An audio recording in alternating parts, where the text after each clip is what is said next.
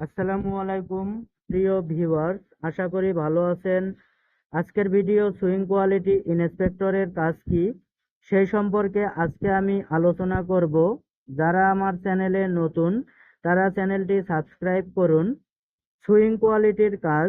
Swing quality বলতে মূলত সেলাইকৃত পোশাকের গুণগত মান ঠিক আছে কিনা তা চেক করার জন্য যেসব কর্মী নিযুক্ত থাকেন তাদেরকে বোঝায়।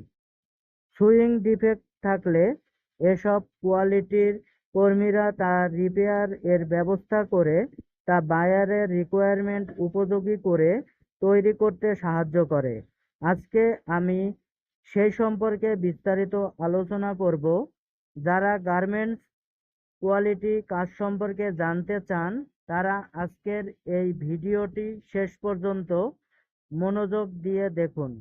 চলুন আমরা এখন পরবর্তী আলোচনার দিকে যাই।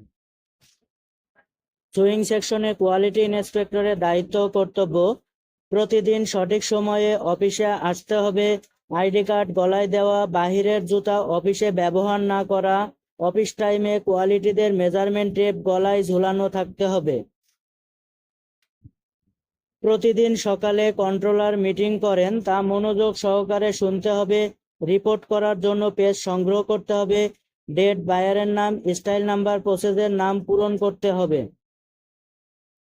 প্রতিটি কোয়ালিটির আন্ডারে যে সকল মেশিন রয়েছে সেগুলোর এসটিআই চেক করতে হবে। যদি কোনো মেশিনে নতুন অপারেটর দেয় তার কাজটাও ভালোভাবে চেক করতে হবে। যদি কোনো সমস্যা থাকে তাহলে সুপারভাইজার ও লাইন কন্ট্রোলারকে জানাতে হবে। চেক শুরু করার আগে দেখতে হবে স্টাইলিং ঠিক আছে কিনা, তারপর দেখতে হবে মেজারমেন্ট ঠিক আছে কিনা, তারপর বাকি অংশটুকু চেক করতে হবে।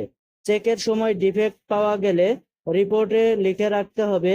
ডিফেক্টগুলো সুপারভাইজারকে বুঝিয়ে দিতে হবে এবং রিপেয়ার করা গার্মেন্টসগুলো বুঝে নিতে হবে। একজন কোয়ালিটিকে অবশ্যই ডিফেক্ট সম্পর্কে ধারণা থাকতে হবে।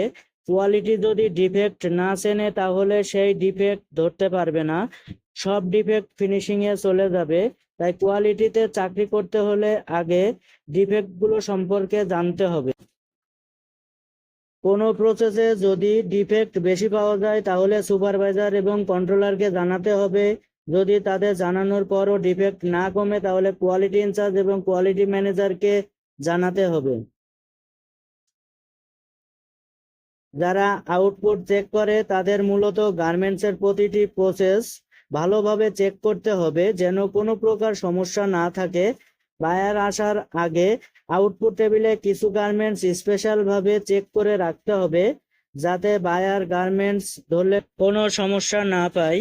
প্রতিটি কোয়ালিটি ইন্সপেক্টরকে স্টাইল অনুযায়ী কাজের নির্দেশাবলী টেবিলে দেওয়া থাকে, সেটা ফলো করে কাজ করতে হবে। দিন শেষে রিপোর্ট কমপ্লিট করে জমা দিতে হবে। ছুটির সময় লাইনে কন্ট্রোলারের সাথে দেখা করে অফিস থেকে বের হইতে হবে। এতক্ষণ ভিডিওটি দেখার জন্য ধন্যবাদ।